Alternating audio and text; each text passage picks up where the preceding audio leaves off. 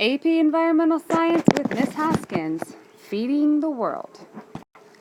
Feeding the World is a three-part series here where we talk about human nutritional needs, then modern large-scale farming methods, and then alternatives to industrial farming methods. Large modern-scale farming methods.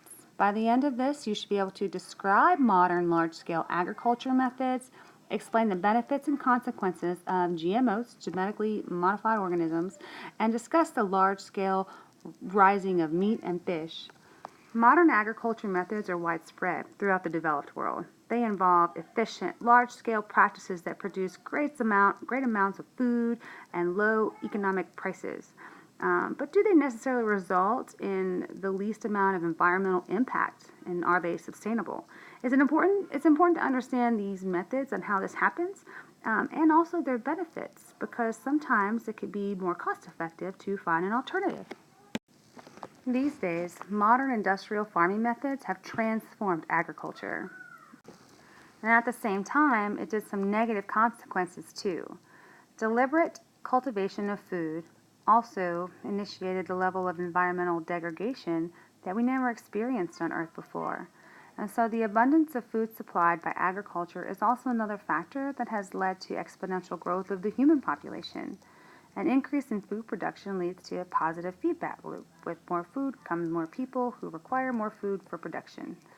In the 20th century, farming has become more mechanicalized, and we use a lot of fossil fuels and energy in food production. These changes have led to increasing food output as well as a variety of environmental impacts, like industrial agriculture or agribusiness. This vocabulary applies to the techniques of the Industrial Revolution, machinization, standardization, to the production of food. Today's modern agribusiness and agriscience are quite different from a small family farm that used to dominate the agricultural world just only a few decades ago. So in this section, we were going to look at the ways in which modern industrial agriculture is dependent upon energy, and we'll describe the activities of those energy inputs. The energy subsidy in agriculture is quite interesting. These activities associated with growing, harvesting, processing, preparing food require a great deal amount of energy input that goes beyond any solar energy system. So the fossil fuel energy of human energy input per calorie per food is what we call energy subsidy. So in other words, 5 calories of human and fossil fuel energy to produce food, we receive 1 calorie of energy that we get from that food. And then the food has an energy subsidy of 5.